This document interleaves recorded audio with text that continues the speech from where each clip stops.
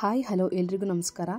ಜಿಲ್ಲಾಡಳಿತ, ಜಿಲ್ಲಾ ಪಂಚಾಯತ್, ತೋಟಗಾರಿಕೆ ಇಲಾಖೆ ಹಾಗೆ ಮೈಸೂರು ಉದ್ಯಾನ ಕಲಾ ಸಂಘ ಮತ್ತು ಇತರ ಇಲಾಖೆಗಳು ಚಿಕ್ಕಮಗಳೂರು ಇವರ ಸಂಯುಕ್ತಾಶ್ರಯದಲ್ಲಿ ಗಣರಾಜ್ಯೋತ್ಸವದ ಪ್ರಯುಕ್ತ ಆಯೋಜಿಸಿರುವಂತಹ ಚೈತ್ರೋತ್ಸವ ಅಂದರೆ ಫಲಪುಷ್ಪ ಪ್ರದರ್ಶನ ಎಷ್ಟು ಚೆನ್ನಾಗಿತ್ತು ಅಂತ ಹೇಳಿದ್ರೆ ಪದಗಳಲ್ಲಿ ವರ್ಣಿಸೋಕೆ ಆಗಲ್ಲ, ಅಷ್ಟು ಚೆನ್ನಾಗಿತ್ತು. ಸೊ ಇಲ್ಲಿಗೆ ಬೇರೆ ಬೇರೆ ಹಳ್ಳಿಗಳಿಂದ, ತಾಲೂಕುಗಳಿಂದ ಬಂದಿದ್ರು. ಸೊ ಅಲ್ಲಿ ಅವರು ಮಾಡಿರುವಂತಹ ಸಾಂಪ್ರದಾಯಿಕ ಉಪ್ಪಿನಕಾಯಿಗಳಾಗಿರಬಹುದು, ಅಗರಬತ್ತಿಗಳಾಗಿರ್ಬೋದು, ಕೈಮಗ್ಗ ಆಗಿರ್ಬೋದು, ಎಲ್ಲಾ ರೀತಿಯ ವಸ್ತುಗಳನ್ನು ನೀವು ನೋಡಬಹುದು. ಹಾಗೆ ಇನ್ನೂ ವಿಶೇಷತೆ ಏನು ಅಂತ ಹೇಳಿದ್ರೆ ಪೂರ್ಣಚಂದ್ರ ತೇಜಸ್ವಿಯವರ ವಿಸ್ಮಯ ಪ್ರಪಂಚ ಹಾಗೆ ಪುಷ್ಪ ಕಲಾಕೃತಿನ ನಾವು ನೋಡಿದ್ವಿ. ಹಾಗೆ ತರಕಾರಿಗಳ ಕೆತ್ತನೆಗಳ ಪ್ರದರ್ಶನ ಅಂದರೆ ಜ್ಞಾನಪೀಠ ಪ್ರಶಸ್ತಿ ಪಡೆದ ಎಲ್ಲ ವ್ಯಕ್ತಿಗಳ ಒಂದು ಕೆತ್ತನೆ ತರಕಾರಿಯಲ್ಲಿ, ಕಲ್ಲಂಗಡಿ ಹಣ್ಣಿನಲ್ಲಿ, ಚೀಣೆಕಾಯಲ್ಲಿ ನೀವು ನೋಡಬಹುದು. ಹಾಗೆ ಜಾನೂರು ಕಲಾಕೃತಿ, ರೈತರು ಬೆಳೆದಂತಹ ವಿವಿಧ ತೋಟಗಾರಿಕೆಯ ಬೆಳೆಗಳ ಪ್ರದರ್ಶನ. ಅಂದರೆ ನಾವು ಯಾವುದೋ ಒಂದು ಗಿಡ ಅಥವಾ ಯಾವುದೋ ಒಂದು ತರಕಾರಿನ ನೋಡಿರ್ತೀವಿ, ಹೀರೆಕಾಯಿ ಅಂದರೆ ಒಂದೇ ನಮಗೆ ಗೊತ್ತಾಗೋದು, ಹಾಗೆ ಹಾಗಲಕಾಯಿ ಅಂದರೆ ಒಂದೇ. ಆದರೆ ಅದರಲ್ಲಿ ಇರುವಂತಹ ಪ್ರಭೇದಗಳು ಎಷ್ಟು ವಿಧವಾದಂತಹ ಪ್ರಭೇದಗಳು ಇವೆ ಅಂತ ಹೇಳಿ ನಾವು ನೋಡಬೇಕು ಅನ್ನೋದಾದರೆ ಈ ಒಂದು ಫಲಪುಷ್ಪ ಪ್ರದರ್ಶನಕ್ಕೆ ನೀವು ಭೇಟಿ ಆಗಲೇಬೇಕು. ಎಲ್ಲ ರೀತಿಯಾದಂತಹ ಬೆಳೆಗಳನ್ನು ನಾವು ನೋಡಿದ್ವಿ. ಹಾಗೆ ಅಡಿಕೆ ಕೂಡ ಎಷ್ಟು ವೆರೈಟೀಸ್ ಇದೆ ಅಂತ ನೀವು ನೋಡಬಹುದು. ಸುವರ್ಣಗೆಡ್ಡೆ ಅಂತ ಹೇಳಿದ್ರೆ ನಾವು ಒಂದೇ ಅನ್ಕೊಂತೀವಿ, ಇಷ್ಟೇ kg ಅನ್ಕೊಂತೀವಿ. ಬಟ್ ಎಷ್ಟೆಷ್ಟು ದೊಡ್ಡ ದೊಡ್ಡ ಸುವರ್ಣಗೆಡ್ಡೆಗಳು, ಅದರಲ್ಲಿರುವಂತಹ ವೆರೈಟೀಸ್ಗಳನ್ನ ಕೂಡ ನಾವು ನೋಡಿದ್ವಿ. ಈ ಒಂದು ಪ್ರದರ್ಶನಕ್ಕೆ ಹೋಗಬೇಕಾದ್ರೆ ಒಬ್ಬರೇ ಹೋದರೆ ಚೆನ್ನಾಗಿರಲ್ಲ. ನಮ್ಮ ಮಕ್ಕಳಿಗೆ ಅಳಿದು ಹೋಗಿರುವಂತಹ ಹಾಗೆ ಅಳಿವಿನಂಚಿನಲ್ಲಿರುವಂತಹ ಎಲ್ಲ ಪ್ರಭೇದಗಳನ್ನ ನೀವು ತೋರಿಸ್ಬೇಕು ಅನ್ನೋದಾದರೆ ಫ್ಯಾಮಿಲಿ ಜೊತೆಗೆ ಹೋಗಿ ವಿಸಿಟ್ ಮಾಡಿ ಅಂತ ಹೇಳಿ ನಾನು ಈ ಮೂಲಕ ಕೇಳ್ಕೊತೀನಿ. ಹಾಗೆ ಅಪ್ರಧಾನ ಹಣ್ಣುಗಳು ಹಾಗೆ ತರಕಾರಿಗಳ ಪ್ರದರ್ಶನಗಳು ಕೂಡ ನಾವು ಇಲ್ಲಿ ನೋಡಿದ್ವಿ. ಎಷ್ಟು ನೋಡಿದ್ರೂ ಸಾಕಾಗಲ್ಲ, ಹಾಗೆ ಇತ್ತು ಈ ಒಂದು ಪ್ರದರ್ಶನ. ಹೇಗಿತ್ತು ಅಂತ ಹೇಳಿ ನೀವೇ ಒಮ್ಮೆ ನೋಡ್ಕೊಬನ್ನಿ.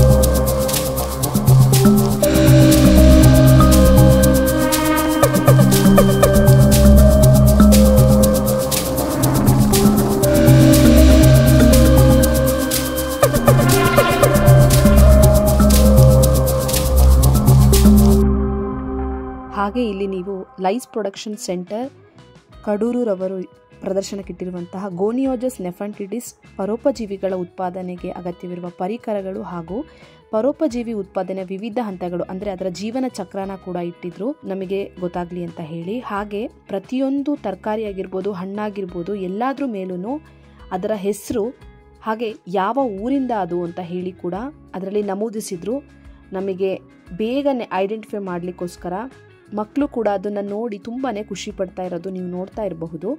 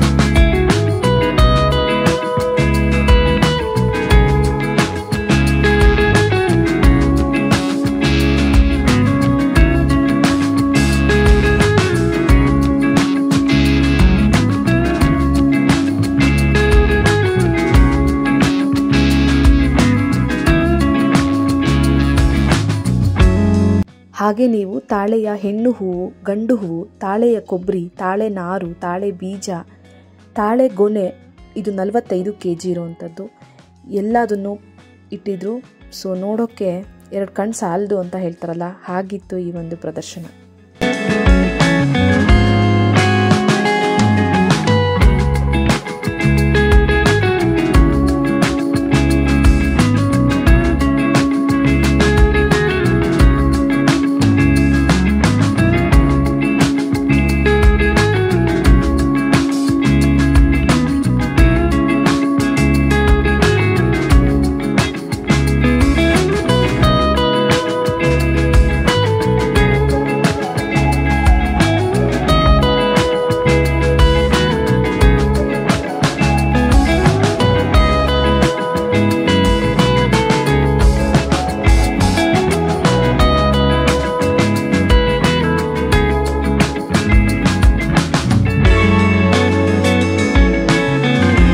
ಹಾಗೆ ಇಲ್ಲಿ ನೀವು ಇಕ್ಬಾನ ಪ್ರದರ್ಶನ ನೋಡಬಹುದು.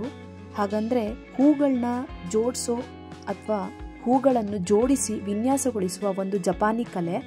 ಇದು 7ನೇ ಶತಮಾನದಲ್ಲಿ ಪ್ರಾರಂಭ ಆಯಿತು. ಜಪಾನ್ ಹಾಗೆ ವಿಶ್ವದ ಹಲವು ಕಡೆಗಳಲ್ಲಿ 1000ಕ್ಕೂ ಹೆಚ್ಚು ಇಕ್ಬಾನ ಶಾಲೆಗಳು ಕೂಡ ನೀವು ಕಾಣಬಹುದು. ಹಾಗೆ ತೋಟಗಾರಿಕೆ ಇಲಾಖೆಯಿಂದ ಕೆಂಪು ಮೆಣಸಿನಕಾಯಲ್ಲಿ ಗರುಡ ಕೂಡ ಮಾಡಿದ್ದಾರೆ.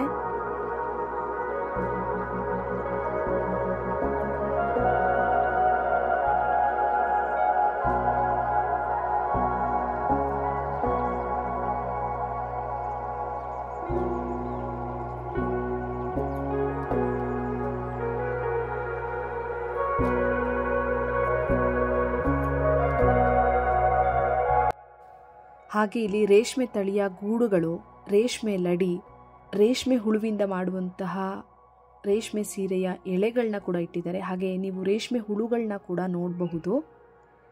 ಹಾಗೆ ರೇಷ್ಮೆಯಿಂದ ತಯಾರಿಸಿದಂತಹ ಮಾಲೆ ಆಗಿರಬಹುದು, ರೇಷ್ಮೆ ಹುಳು ಸಾಕಾಣಿಕಾ ಮನೆ ಆಗಿರಬಹುದು, ಎಲ್ಲವೂ ಇದೆ. ರೇಷ್ಮೆಯಿಂದ ಮಾಡಿರುವಂತಹ ಗಣಪತಿ ಕೂಡ ನಾವು ಇಲ್ಲಿ ಕಾಣಬಹುದು.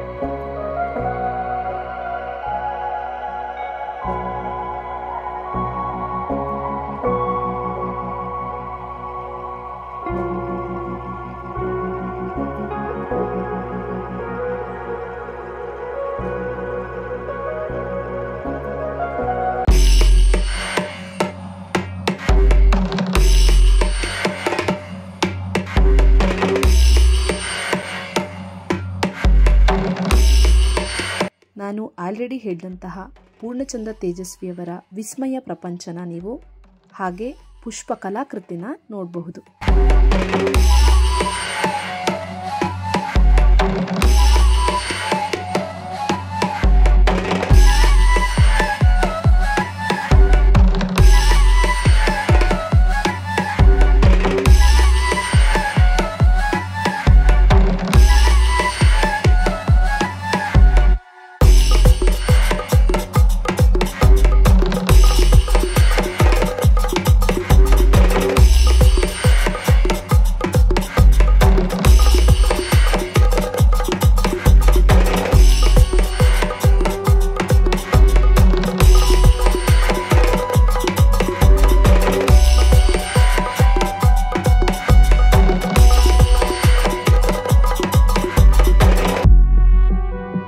ನಮ್ಮ ದೇಶದ ಹಾಗೂ ಕರ್ನಾಟಕ ರಾಜ್ಯದ ಅಸಾಮಾನ್ಯ ವ್ಯಕ್ತಿಗಳ ಚಿತ್ರಣನ ಕೂಡ ನೀವು ತರಕಾರಿಲಿ ಕೆತ್ತನೆ ಮಾಡಿರೋದನ್ನ ನೋಡಬಹುದು.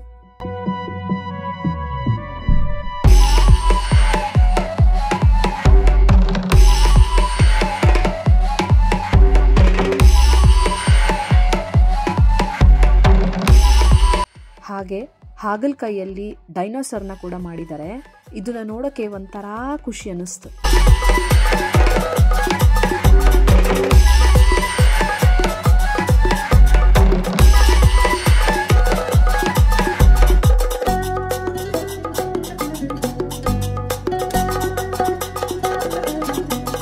ಸಾಮಾಜಿಕ ಅರಣ್ಯ ಇಲಾಖೆ ಚಿಕ್ಕಮಗಳೂರವರು ದಟ್ಟ ಅರಣ್ಯದ ಚಿತ್ರಣನ ಇಲ್ಲಿ ತೋರಿಸಿದ್ದಾರೆ.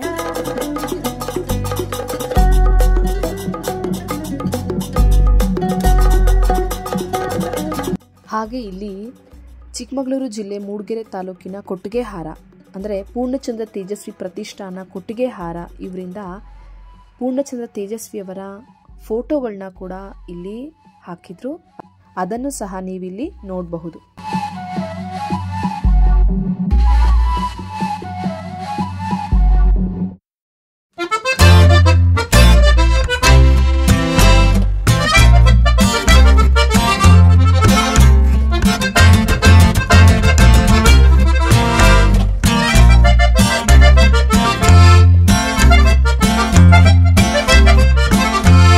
ಹಾಗೆ ಬಾಳೆ ದಿಂಡಿನಿಂದ ಮಾಡಿರುವಂತಹ ಬೋಟ್ ಅದನ್ನು ಸಹ ನೋಡಬಹುದು.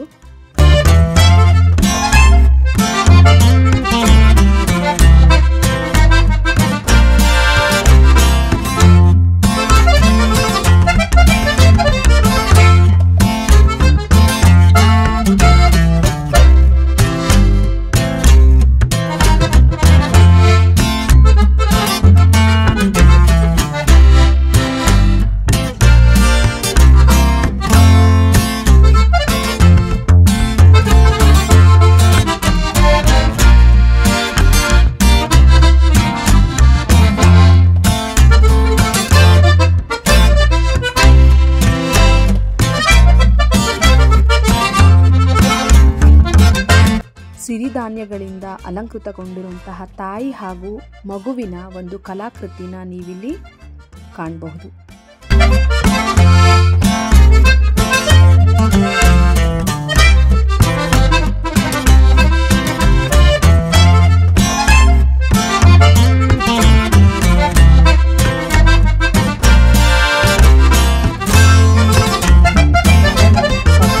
ಹಾರಕ, ರಾಗಿ, ಜೋಳ, ಊದಲು, ಸಾಮೆ, ಕೊರಲು, ಬರಗು ಇವುಗಳಿಂದ ಮಾಡಿರುವಂತಹ ಸಿರಿಧಾನ್ಯಗಳ ಕಲಾಕೃತಿಗಳನ್ನ ಕೂಡ ನೀವು ನೋಡಬಹುದು.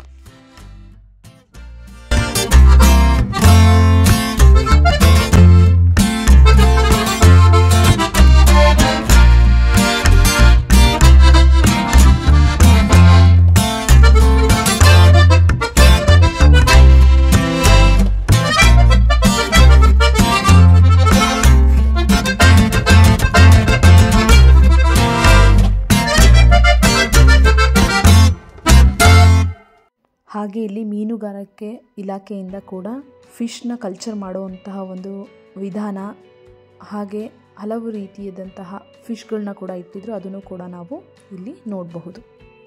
ಹಾಗೆ ಇಲ್ಲಿ ಸ್ಟೇಜ್ ಕೂಡ ಹಾಕಿದ್ರು. ಹಾಗೆ ಇನ್ನೂ ವಿಶೇಷತೆ ಏನು ಅಂತ ಕೇಳಿದ್ರೆ ಶ್ವಾನ ಪ್ರದರ್ಶನ ಇತ್ತು, ಬಿಸಿ ಗಾಳಿಯ ಬಲೂನ್ ಸವಾರಿ, ಸಾರ್ವಜನಿಕರಿಗೆ ಫಲಪಾಕ ಸ್ಪರ್ಧೆ ಅಂದರೆ ಹಣ್ಣುಗಳಿಂದ ತಯಾರಿಸಿದ ಖಾದ್ಯಗಳ ಸ್ಪರ್ಧೆ ಇತ್ತು, ಅಲಂಕಾರಿಕ ಮೀನುಗಳ ಪ್ರದರ್ಶನ, ಪುಸ್ತಕ ಪ್ರದರ್ಶನ ಹಾಗೆ ಮಾರಾಟ ಇವೆಲ್ಲವೂ ಇತ್ತು.